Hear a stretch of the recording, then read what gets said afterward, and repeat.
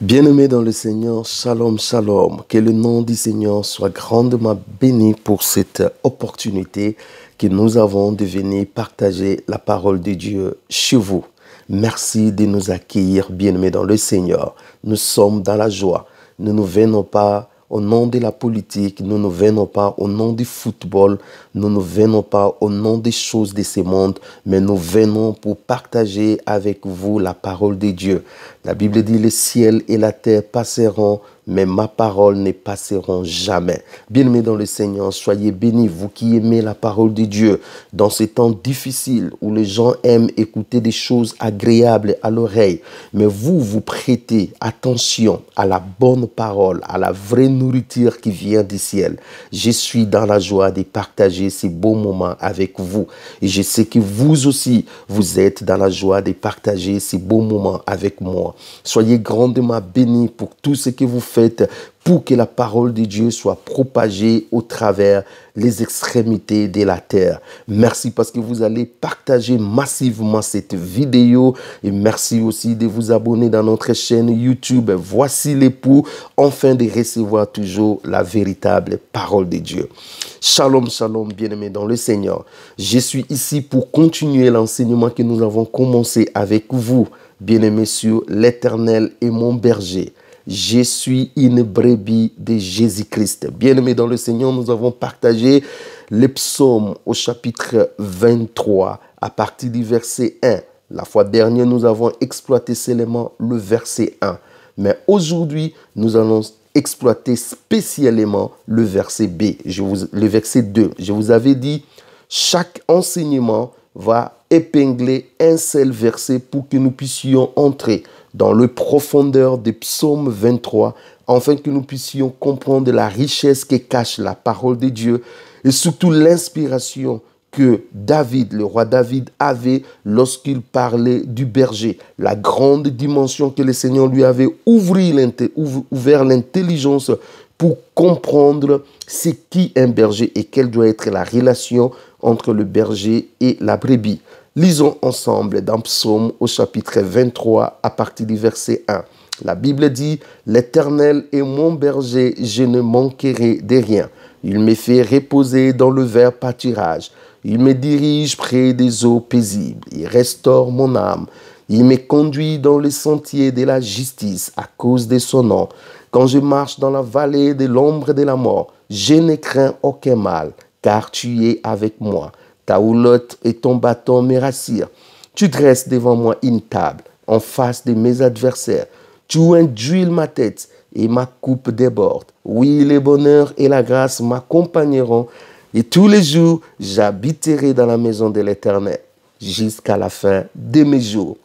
Merveilleuse parole de David. Des fois, je me pose la question, je dis, quelle inspiration! Quel degré de comprendre les choses de Dieu. Ces psaumes nous parlent d'une relation intime entre le berger et la brebis. Vous pouvez retrouver la première partie de cet enseignement, l'Éternel est mon berger, première partie, pour comprendre tout ce que nous avons dit dans la première partie, dans notre enseignement précédent.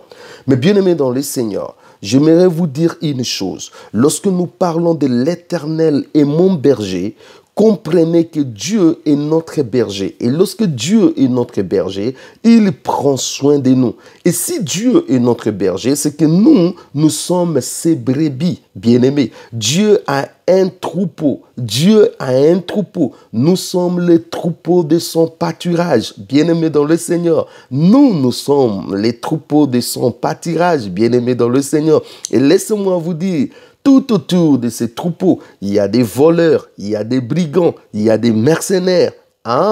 Donc si l'Éternel n'est pas votre berger, sachez-le que vous êtes conduit par un voleur, soit par un brigand, soit par un mercenaire. Je crois que leur nom indique réellement ce qu'ils sont capables de vous faire. N'oubliez pas dans Jean 10, il est écrit, le voleur ne vient que pour détruire, égorger et tuer. Vous voyez, lorsque vous êtes conduit par un voleur, lorsque vous êtes conduit par un brigand, sachez-le qu'il finira par vous détruire.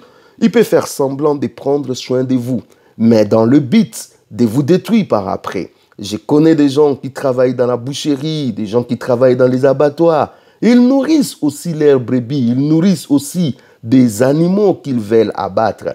Peut-être l'animal va dire, eh ben oui, on prend soin de moi. Mais laisse-moi te dire, on ne prend pas soin de toi. On est en train de te préparer à être tué. Vous voyez? Mais Jésus-Christ, ce n'est pas le cas, bien-aimé. Je lis avec vous dans Jean au chapitre 10, à partir du verset 1 jusqu'au verset 18.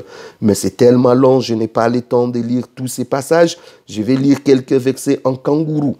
Bien-aimé, je lis à partir du verset 1. La Bible dit dans Jean 10, en vérité, je vous le dis, celui qui n'entre pas par la porte dans la bergerie, mais qui monte par ailleurs est un voleur et un brigand. Mais celui qui entre par la porte est le berger des brebis. Les portiers lui ouvrent. Et les brebis entendent sa voix. C'est ce que nous avons dit la fois passée. Mes brebis entendent ma voix. Je les reconnais. Ici, on les reprend. La Bible dit, continue.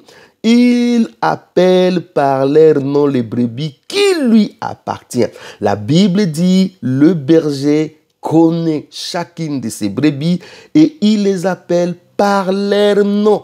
Je suis content parce que Dieu te connaît et non seulement Dieu te connaît, mais Dieu t'appelle par ton nom. Dieu connaît ton nom. Dieu n'hésite pas. C'est pour cela qu'il n'y a pas de confusion. Ne dis pas que Dieu t'a oublié, Dieu t'a abandonné. Laisse-moi te dire, bien-aimé dans le Seigneur, il te connaît par ton nom. Alléluia. Il connaît que je m'appelle Blaise Mpongo. Il connaît ce que tu es, bien-aimé dans le Seigneur. Il t'appelle par ton nom. Et ce qui est merveilleux, parce que tu lui appartiens, parce que je lui appartiens. C'est pour cela il m'appelle par mon nom. Et il est conduit dehors. Lorsqu'il en fait sortir toutes ses propres brebis, il marche devant elles. Dieu marche devant nous. Dieu marche devant nous. Et la Bible dit, et les brebis le suivent parce qu'elles connaissent sa voix. Nous suivons Jésus. Si vous ne suivez pas Jésus, c'est qu'il y a un problème avec vous. C'est que vous avez un autre berger. C'est que vous ne comprenez pas la voix du maître. Mais celui qui connaît la voix du maître ne peut que suivre Jésus, bien-aimé dans le Seigneur. Nous suivons Jésus parce que nous lui appartenons. Nous sommes les troupeaux de son pâturage, bien-aimé dans le Seigneur. Il est notre maître, il est toujours devant et nous sommes à sa suite, bien-aimé dans le Seigneur. C'est merveilleux. Ces passages des Jean 10, je lis avec vous le verset 11 des Jean 10. La Bible dit, je suis le bon berger. Quelle déclaration fracassante, quelle déclaration impressionnante, quelle déclaration forte. Jésus ne dit pas qu'il est le berger, mais il dit il est le bon berger. Il l'unique à son genre. J'aime Jésus, bien-aimé dans le Seigneur. Il est le bon berger. Nous sommes à la suite du bon berger. Nous sommes à la suite du véritable berger. Nous sommes à la suite du berger des bergers, bien-aimé dans le Seigneur. Et ça, c'est quelque chose que j'ai béni le Seigneur. La Bible dit, les bons bergers donnent sa vie pour ses brebis. Ah, bien-aimé dans le Seigneur. Le bon berger est capable de mourir pour ses brebis. Rappelez-vous de David. La Bible dit, lorsqu'un lion venait pour attaquer ses brebis, lorsqu'un ours lui-même s'est lancé contre l'ours et contre les lions, il les tuait pour épargner. Quel risque David prenait pour épargner ses brebis? Il devait affronter ces animaux féroces. Bien-aimé, pour que Jésus-Christ nous sauve, il a accepté lui-même de devenir un sacrifice maltraité, malmené, pour que moi et toi, nous soyons sauvés. Mais ce n'est pas le cas du mercenaire. La Bible dit le mercenaire, lorsqu'il voit un danger, il prend la fuite, il laisse les brebis. Voilà pourquoi beaucoup de gens, ils sont conduits par des mercenaires. Lorsque les ennemis les ont attaqués, des mercenaires n'ont tout simplement pris la fuite, ils ont taillé, ils vous ont laissé. C'est pour cela que vous n'avez ni reçu la protection, ni la sécurité, vous n'avez pas eu d'assistance, vous êtes resté en vous-même, abandonné entre vos propres mains et l'ennemi vous a maltraité. Vous voyez, si vous avez Jésus pour berger, il combattra pour vous. Gardez silence, l'Éternel combattra pour vous. Pourquoi il combattra pour vous? Parce qu'il est lui-même votre berger. Je lis avec vous le verset 14. La Bible dit, je suis le bon berger. J'aime ça. Jésus dit, je suis le bon berger. Et il continue, dit, je connais mes brebis. Et il continue, dit, et elles me connaissent. Vous voyez? Donc Jésus connaît ses brebis et ces brebis connaissent aussi qui est le maître, qui est le berger. Bien-aimés dans le Seigneur, ce psaume 23 cache beaucoup de révélations et beaucoup de choses sur les rapports, la relation entre le berger et la brebis. Voilà pourquoi nous devons toujours revenir dans ce psaume 23 pour que nous puissions comprendre l'intimité, comprendre la complicité qui est entre le berger et la brebis. Dieu est notre berger et Jésus-Christ déclare qu'il est le bon berger. Bien-aimés dans le Seigneur, vous devez vous rassurer que vous avez Jésus comme le bon berger. Comment avoir Jésus comme bon berger? Vous devez lui accepter comme votre Seigneur et votre Sauveur personnel. La Bible dit à tous ceux qui l'ont reçu, à ceux qui croient en son nom, Dieu les a donné le pouvoir de devenir enfants de Dieu. Bien-aimés dans le Seigneur, si vous avez Jésus-Christ comme votre berger, si vous acceptez Jésus-Christ dans votre vie comme votre Seigneur et votre Sauveur, bien-aimés dans le Seigneur, laissez-moi vous dire tout simplement que vous devenez, bien-aimés dans le Seigneur, enfant de Dieu. Et en tant qu'enfant de Dieu, le Seigneur va vous donner le don de l'Esprit qui va vous aider à marcher selon l'Esprit. La Bible dit marcher selon l'Esprit et vous n'accomplirez pas les désirs de la chair. C'est pour cela qu'il y aura quelque chose, la nouvelle naissance, la régénération de votre âme. Et la Bible dit si quelqu'un est en Christ, il est devenu une nouvelle créature. Vous allez devenir sans forcer une nouvelle créature. Vous allez produire en vous le fruit de l'Esprit. Vous allez produire en vous la vie de la justice, la vie de la sanctification, de la crainte de Dieu. Parce que vous avez accepté Jésus-Christ, vous vous êtes soumis à lui et que quelque chose va commencer dans votre vie. Je vous invite, vous qui n'avez pas encore accepté Jésus-Christ, à l'accepter parce que c'est comme ça que vous allez devenir la brebis du Seigneur. Votre nom sera écrit dans le livre de vie et vous allez passer une éternité heureuse à côté de votre maître. Que le nom du Seigneur soit béni. Bien-aimés dans le Seigneur, aujourd'hui, nous allons exploiter spécialement le verset 2 de Psaume 23. La Bible dit « Il me fait reposer dans le vert pâturage. Il me dirige près des eaux paisibles. » Nous sommes en train de parler de pâturage. Le vert pâturage signifie la vraie nourriture. Bien-aimés dans le Seigneur, Dieu nous fait reposer dans le vert pâturage. Le vert pâturage veut dire tout simplement la vraie nourriture que la brebis en a besoin. Et laissez-moi vous faire cette simulation entre le psaume 23, le verset 2, et Jean chapitre 6, le verset 5 à 14. Écoute ce que la Bible nous dit. La Bible dit, ayant levé les yeux et voyant qu'une grande foule venait à lui, Jésus dit à Philippe, où achèterons-nous des pains pour que ces gens aient à manger? Il disait cela pour l'éprouver, car il savait ce qu'il allait faire. Philippe lui répondit, les pains qu'on aurait pour 200 deniers ne suffiraient pas pour que chacun en réussisse un peu. Un de ses disciples, André, frère de Simon-Pierre, lui dit, il y a ici un jeune garçon qui a 5 pains d'orge et 2 poissons. Mais qu'est-ce que c'est là pour tant de gens? Jésus dit, faites-les asseoir. Il y avait dans ces lieux beaucoup d'herbes. Ils s'assirent donc au nombre d'environ 5000 hommes. Bien-aimés dans le Seigneur, regarde ce qui se passe ici. Jésus est en train de nourrir le peuple de la nourriture spirituelle. Mais il remarque que le peuple est fatigué, le peuple a faim. Qu'est-ce que Jésus fait?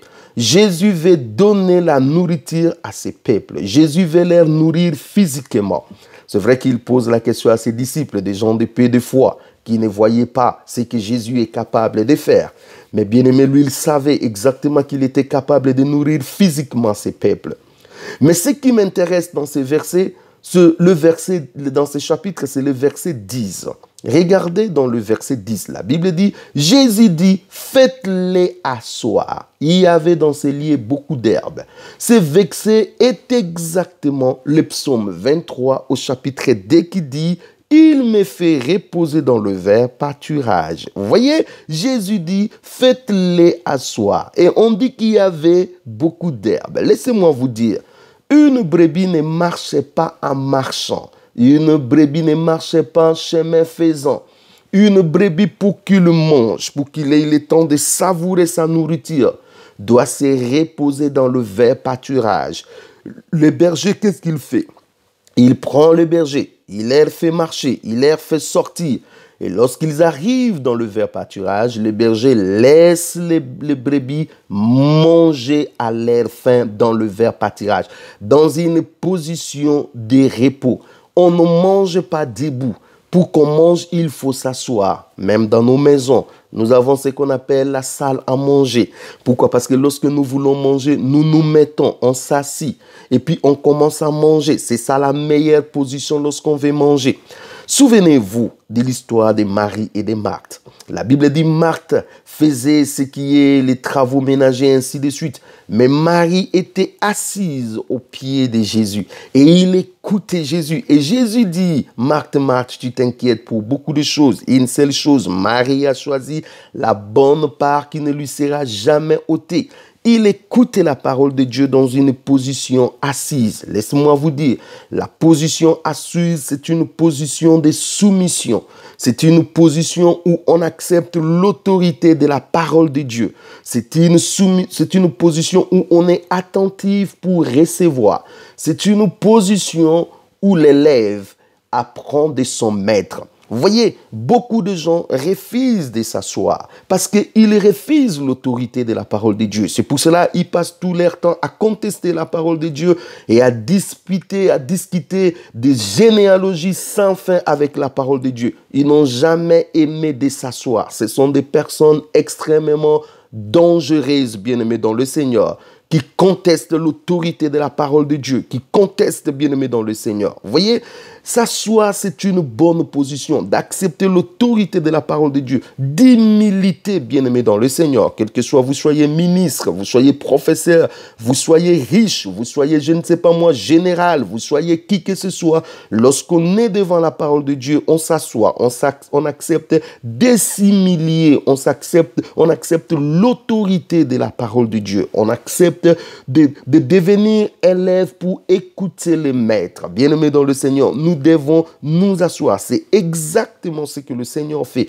Il fait asseoir les gens. Et la Bible dit qu'il y avait beaucoup d'herbes. Le vert pâturage, bien-aimés dans le Seigneur, se merveillait, bien-aimés dans le Seigneur. Beaucoup de gens n'ont pas cette capacité, en fait, de comprendre que non, on doit s'asseoir. Beaucoup de gens n'ont pas cette capacité de comprendre que non, il faut s'asseoir. Laissez-moi vous dire, vous devez vous asseoir. Vous devez manger la parole de Dieu, méditer la parole de Dieu chaque jour. Vous devez être en contact avec la parole de Dieu. Le vert pâturage, c'est la nourriture. Et écoutez ce que Jésus est en train de dire dans Matthieu au chapitre 4, le verset 4. Il dit, Jésus répondit, il est écrit, l'homme ne vivra pas de pain seulement, mais de toute parole qui sort de la bouche de Dieu. Vous voyez, la nourriture, ce n'est pas seulement la nourriture physique. Oui, nous aimons bien manger, nous aimons bien engraisser notre chair, nous aimons bien, nourrir notre corps. Mais la vie d'une personne, ce n'est pas seulement la nourriture physique. N'oubliez pas que l'homme est esprit, l'homme est âme, l'homme est dans un corps. Bien-aimé dans le Seigneur, il y a l'esprit, il y a l'âme et le corps. Donc, si vous vous nourrissez seulement la chair, les corps, mais sachez-le que l'esprit et l'âme ont besoin aussi de la nourriture. Beaucoup de gens n'ont jamais nourri leurs esprits et leur âme. L'esprit et l'âme ne se nourrissent pas de pain. L'esprit et l'âme ne se nourrissent pas des fruits. L'esprit et l'âme ne se nourrissent pas de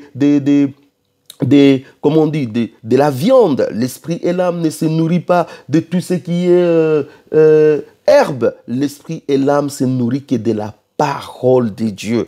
Donc, si vous ne nourrissez pas votre esprit, c'est que votre esprit est maigrichon. Beaucoup de gens, même leur esprit, sont déjà morts parce qu'ils n'ont jamais nourri leur esprit. Et laissez-moi vous dire, la véritable nourriture pour l'esprit, c'est seulement la parole de Dieu. En dehors de la parole de Dieu, il n'y a pas une autre nourriture. Les philosophies, tout ce que les règles qu'on nous donne ici, bien aimé, ne peuvent pas nourrir l'esprit. L'esprit ne peut se nourrir que de la parole. Voilà pourquoi Jésus dit, l'homme ne vit pas du pain seulement, mais de toute parole qui sort de la bouche de Dieu. Jésus-Christ nous fait comprendre qu'en dehors du pain, il y a la vraie parole qui est la nourriture de l'âme et de l'esprit. C'est pour cela que Jésus dit à ceux qui l'écoutaient. Écoute ce qu'il dit dans Jean au chapitre 6, 32 à 34. Il dit, Jésus leur dit, en vérité, je vous le dis, Moïse ne vous a pas donné le pain du ciel. Il vous a donné le pain juste pour manger, hein? Voilà, pour votre corps. Il dit, mais mon Père vous donne le pain du ciel, car le pain du ciel, c'est celui qui descend du ciel et qui donne la vie au monde. Et il lui dit, Seigneur, donne-nous toujours ce pain. Vous voyez, bien-aimés dans le Seigneur, la Bible dit, au commencement était la parole était avec Dieu, la parole était Dieu. Toutes choses ont été faites par elle. La Bible dit, cette parole a fait chair. Et la Bible dit, son nom est la parole. Jésus est la parole. Lorsque vous mangez la parole, vous mangez Jésus. Lorsque vous mangez la parole, vous mangez le vrai pain qui est descendu du ciel. C'est pour cela que votre esprit va prospérer. C'est pour cela que votre âme va prospérer. C'est pour cela qu'il y aura des changements profonds dans votre vie. Pourquoi? Parce que vous êtes en contact avec la vraie nourriture qui vient du ciel. Vous serez citoyen du ciel parce que vous vous nourrissez de ce qui est du ciel. Bien-aimés dans le Seigneur, Jésus, c'est la vraie nourriture. Nous devons manger la parole parce que si nous mangeons la parole, nous mangeons Jésus. Jésus-Christ dit, si vous ne mangez pas ma chair et que vous ne buvez pas mon sang, vous ne pouvez pas avoir la vie. Bien-aimés dans le Seigneur, nous mangeons la parole de Dieu, bien-aimés. C'est pour cela que nous avons la vie en nous. Vous devez manger la parole, bien-aimés. Le verbe pâturage, c'est l'image de la parole véritable. Le verbe pâturage, c'est l'image de la vraie parole qui est une brebis. Et un berger amène toujours ces brebis là où il y a le verbe pâturage, c'est-à-dire là où il y a la véritable parole. C'est pour cela, écoutez ce que le Seigneur dit dans Matthieu au chapitre 24, à partir du verset 45 à 46. Quel est donc le serviteur fidèle et prudent que son maître a établi sur ces gens pour leur donner la nourriture au temps convenable, la nourriture au temps convenable. Heureux ce serviteur que son maître à son arrivée trouvera faisant ainsi. Bien-aimé dans le Seigneur, Jésus en tant que le bon berger nous donne la nourriture au temps convenable, la vraie nourriture qu'il nous faut. Laissez-moi vous dire, le monde traverse des moments très difficiles. Le monde traverse un moment de sécheresse spirituelle. Le monde traverse un moment où la vraie parole de Dieu disparaît. La Bible dit, quand le Fils de l'homme viendra, trouvera-t-il la foi sur la terre? Or, la Bible dit, la foi vient de ce qu'on entend. Et ce qu'on entend vient de la parole de Dieu. Cela veut dire, quand le Seigneur reviendra, il n'y aura plus la vraie parole qui sera prêcher, qui sera enseigné. Les gens vont écouter des choses agréables à l'oreille, qui n'ont rien à voir avec la parole. Vous connaissez vous-même des messages qui circulent aujourd'hui. Vous serrez la tête, vous serrez la queue, des sorties astrales, des ceci, cela, bien-aimés dans le Seigneur, semblant de la parole de Dieu, mais qui n'ont rien à voir avec la parole de Dieu. Vous devez, bien-aimés, manger la vraie nourriture que Jésus nous donne. Le vrai serviteur donne la vraie nourriture au temps convenable. Laissez-moi vous dire, si vous avez un pasteur, si vous avez quelqu'un qui vous prêche la parole de Dieu, vous allez quelque part et qu'on ne vous nourrit pas avec la vraie nourriture, fouillez cette église. Si on vous fait passer du temps par la psychologie, par des encouragements qui n'ont rien à voir avec la parole de Dieu, comme des encouragements de ce monde, des esprits positifs, bien-aimés dans le Seigneur, nous n'avons pas besoin de ça. Nous avons besoin de la vraie parole de Dieu. Il faut que votre pasteur, il faut que votre prophète arrête ces bêtises et qu'il vous enseigne réellement la vraie parole. Dites à votre pasteur, dites à votre prophète, à votre apôtre, enseigne-nous la vraie parole de Dieu comme un vrai serviteur qui enseigne, qui donne la nourriture convenable au temps qu'il faut. Bien-aimés dans le Seigneur, il est important que nous puissions grandir dans notre foi avec la bonne nourriture. Et écoutez ce que la Bible nous dit dans 1 Corinthiens au chapitre 3, versets 2 à 13. Je vous ai donné du lait, ça c'est Paul qui dit, non de la nourriture solide, car vous ne pouviez pas la supporter, et vous ne le pouvez pas même à présent, parce que vous êtes encore charnel. En effet, puisqu'il y a parmi vous des jalousies et des disputes, n'êtes-vous pas charnel et ne marchez-vous pas selon l'homme? Ici, l'apôtre Paul est en train de dire, je vous ai donné du lait et non de la nourriture solide. Cela veut dire, un bon serviteur, le Seigneur ne nous donne pas tous la même nourriture. Il équilibre à chacun selon son niveau. Si quelqu'un est encore bébé spirituel, c'est-à-dire il vient de commencer, il n'a pas besoin de choses difficiles. Je vois aujourd'hui des chrétiens qui viennent de commencer, qui font des débats sur la divinité de Jésus, sur des grandes prophéties qui vont se réaliser. Vous n'avez pas besoin de ça.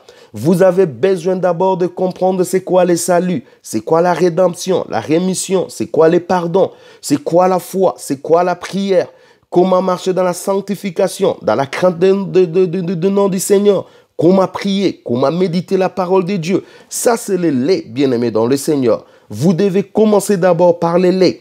Et lorsque vous allez maîtriser, assimiler le lait, vous allez passer maintenant à la nourriture solide.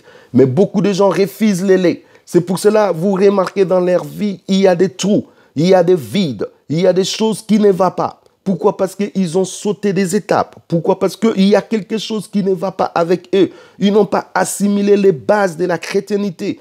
Aujourd'hui, ça me fait mal, bien-aimé dans le Seigneur, de voir que beaucoup de gens, quand tu lui poses la question, la rédemption c'est quoi? Le salut c'est quoi? Il ne sait pas vous répondre. Pourquoi? Parce qu'il n'a pas pris du lait. Il veut prendre de la nourriture solide. Nous avons des enfants à la maison, des fois, qui refusent ce qui est pour eux. Ils veulent prendre de la nourriture de vieux. Mais nous voyons qu'ils n'arriveront jamais. Voyez, bien-aimés dans le Seigneur, si vous êtes enfant, vous avez besoin de prendre d'abord ce qui est les bases de la chrétienté. Ensuite, vous allez grandir. Et je dis à quelqu'un, vous ne devez pas toujours rester enfant. Beaucoup de gens, ils sont toujours enfants. Ils n'évoluent pas. Ils sont toujours dans le lait. Quel jour vous deviendrez mature? La volonté de Dieu est que nous puissions sortir, quitter ce stade de bébé spirituel, d'enfance, pour que nous soyons des personnes bien faites, pour que nous soyons des hommes bien faits, des hommes matures. Mais beaucoup de gens se contentent seulement d'être des bébés spirituels. L'Église aujourd'hui est remplie de bébés spirituels. Les gens qui ne comprennent pas la volonté de Dieu. Les gens qui ne comprennent rien de Dieu. Écoute ce que Paul dit dans Hébreux, au chapitre 5, 12 à 14.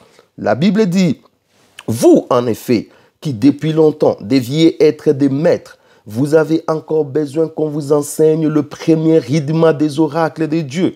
Vous en êtes venus avoir besoin de lait et non d'une nourriture solide. Or, quiconque en est au lait n'a pas l'expérience de la parole de justice, car il est un enfant.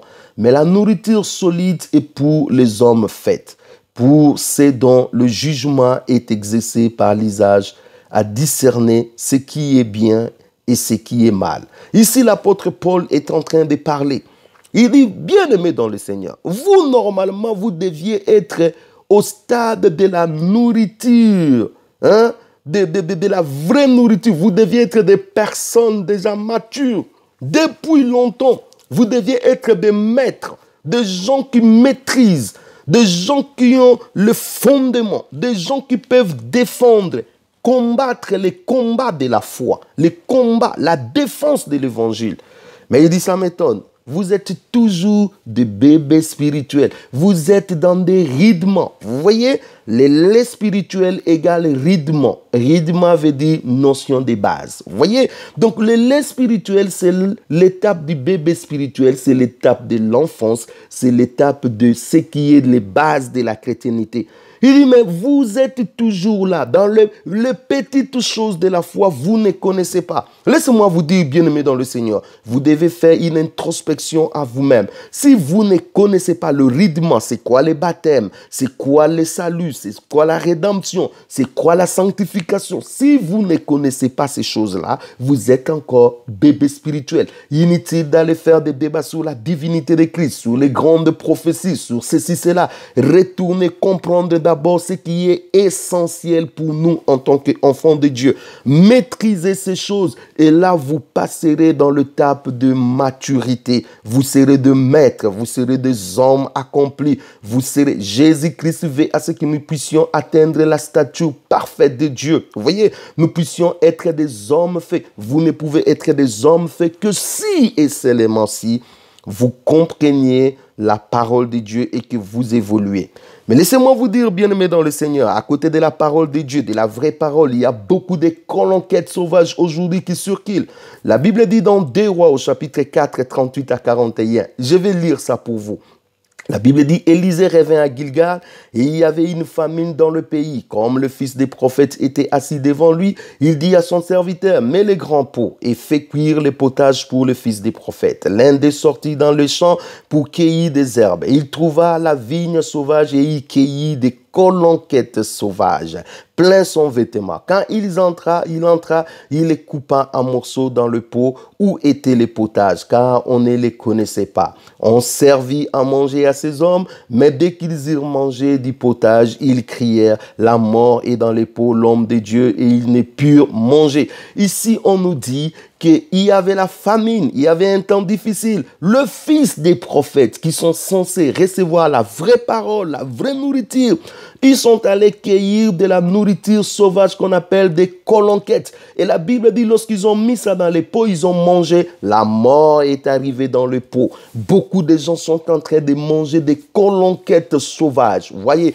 l'évangile sauvage, l'évangile bon marché, l'évangile agréable à l'oreille, l'évangile qui vous caresse au sens du poil, l'évangile qui ne vous dit jamais, qui ne vous offense pas, qui ne vous tourmente pas, l'évangile correctement correct avec vous, l'évangile auquel vous prenez plaisir parce que ça vous met à l'aise, voyez, mais il ne faut pas choquer la sensibilité des gens. Bien-aimés dans le Seigneur, la parole de Dieu choque, la parole de Dieu touche, la parole de Dieu va te bousculer. Si la parole de Dieu ne vous choque plus, si la parole de Dieu ne vous bouscule plus, si la parole de Dieu commence à faire, à être prêchée dans le sens de votre vouloir, sachez-le que vous n'êtes plus en contact avec la vraie parole de Dieu. Vous êtes en contact avec des colonquettes sauvages. Et beaucoup de prophètes, beaucoup de pasteurs, beaucoup de gens aujourd'hui enseignent des colonquettes sauvages, une parole étrangère, une parole qui vient du monde,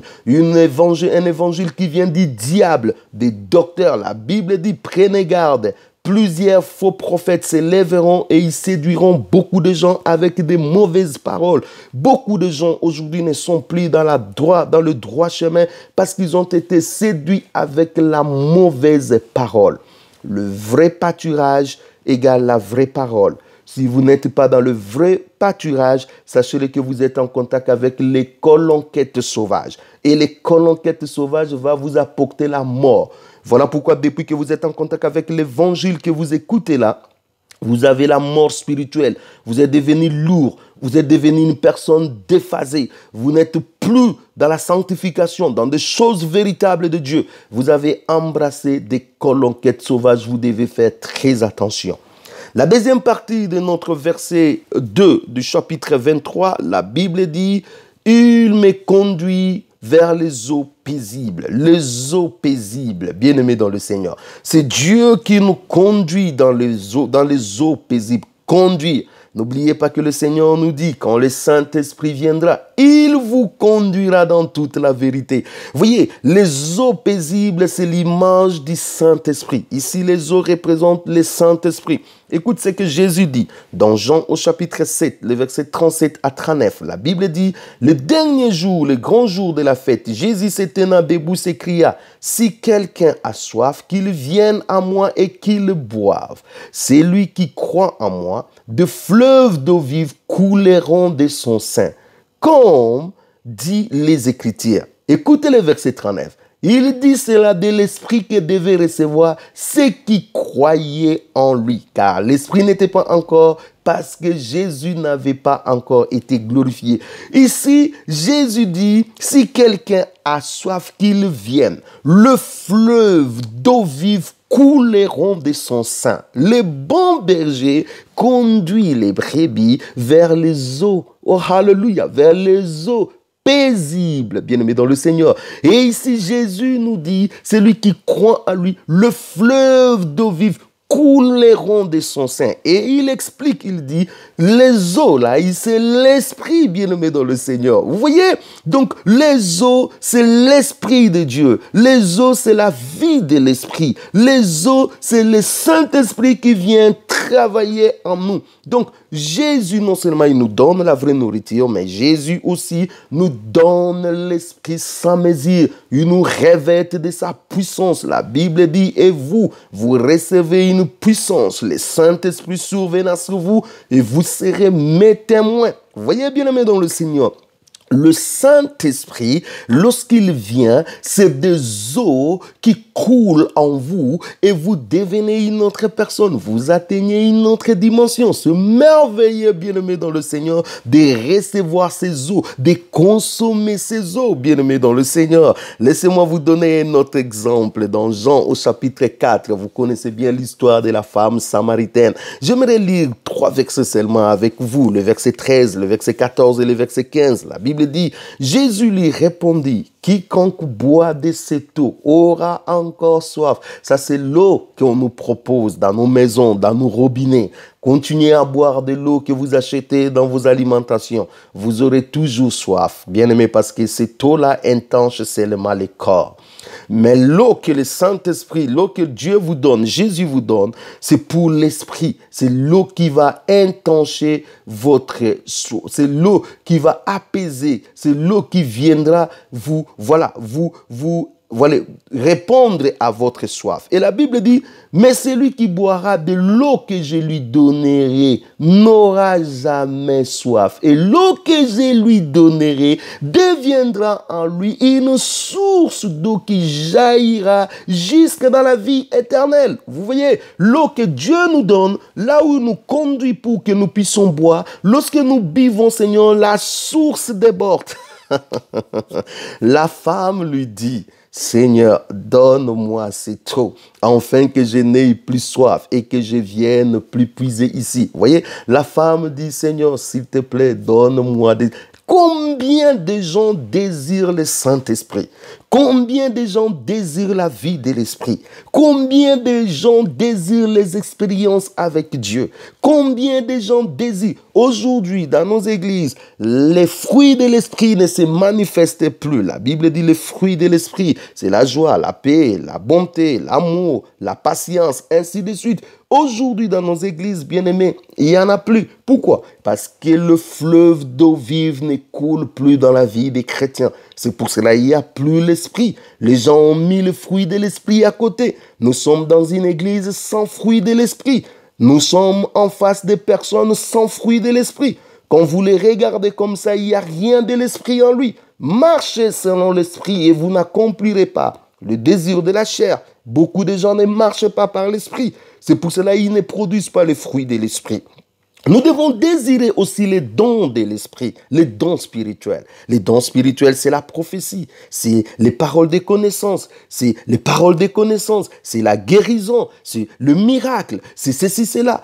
Aujourd'hui, dans nos églises, il y a un groupe de gens qui disent non, nous ne pouvons plus utiliser les dons spirituels. Les dons spirituels, c'est déjà passé avec les apôtres. Ça, c'est le manque de vie de l'esprit. Lorsque vous êtes dans une église où les dons spirituels ne se manifestent pas, fuyez cette église parce que la vie de l'esprit n'est pas manifestée. Là où il y a l'esprit, il y a la manifestation de fruits de l'esprit. Il y a aussi la manifestation des dons de l'esprit, bien-aimés dans le Seigneur. Vous voyez des églises qui disent on ne peut pas prophétiser, des églises qui vous disent que non, on ne peut pas parler en langue, des églises qui vous disent des choses incroyables, alors que Jésus n'a pas changé. Il est le même hier, aujourd'hui et éternellement. Ce qu'il a fait avec les disciples, il le fait encore avec nous aujourd'hui et il continuera à faire. Si les disciples hier ont parlé en langue, pourquoi pas nous aujourd'hui nous pouvons parler en langue? S'ils ont prophétisé hier, pourquoi nous ne pouvons pas aussi prophétiser aujourd'hui? Qui vous a dit que le Saint-Esprit a changé? Qui vous a dit que les choses ont changé? Rien n'a changé parce que le même Saint-Esprit qui a opéré hier, il continue à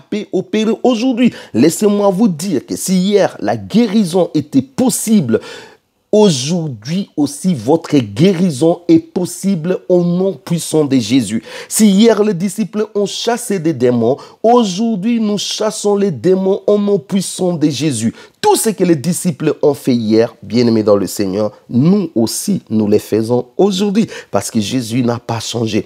L'eau représente la vie de l'esprit. La vie de l'esprit, bien-aimés, nous en avons besoin. Regardez, si vous avez la parole de Dieu et vous avez la vie de l'esprit, vous êtes une brebis équilibré. Vous êtes un disciple équilibré et vous allez suivre Jésus, vous allez continuer votre marche. Voici des choses à retenir dans le 2e verset du psaume 23. Premièrement, la nourriture représente la parole de Dieu. Nous devons toujours manger la parole de Dieu et manger cette parole de Dieu assise dans une position d'humilité, dans une position comme les disciples écoutent les maîtres, dans une position en reconnaissant l'autorité de la parole. Deuxièmement, les eaux. Les eaux représentent le Saint-Esprit, la vie de l'Esprit. Nous devons marcher selon l'Esprit pour que nous n'accomplirons pas le désir de la chair. Et ça, c'est la responsabilité du berger de nous conduire dans le vert pâturage et dans les eaux paisibles. Et aujourd'hui, Jésus te conduit à cette parole, la vraie nourriture pour votre esprit et votre âme, et aussi l'esprit pour vous accompagner, pour vous soutenir, pour vous aider à marcher selon la volonté de notre Seigneur. Soyez grandement bénis, bien-aimés dans le Seigneur. Soyez grandement bénis pour ces moments de partage et d'enseignement. Si le Seigneur tarde à venir, je reviendrai très bientôt le samedi prochain pour continuer le verset 3 du psaume 23. Entre-temps, priez pour nous, bien-aimés dans le Seigneur. Soutenez-nous sur le plan spirituel, sur le plan physique, sur le plan matériel, sur le plan financier, afin que ce ministère puisse aller de l'avant. Je vous invite également chaque 22 heures dans notre chaîne, voici les poupous des prières directes que nous faisons, de lundi à vendredi, 22 heures. Bien-aimés dans le Seigneur, vous êtes la bienvenue. Bien-aimés dans le Seigneur, partagez massivement cet enseignement, afin qu'un grand nombre soit édifié et béni. Que le Seigneur Jésus-Christ vous bénisse. S'il ne revient pas, nous allons nous retrouver très bientôt. Au revoir.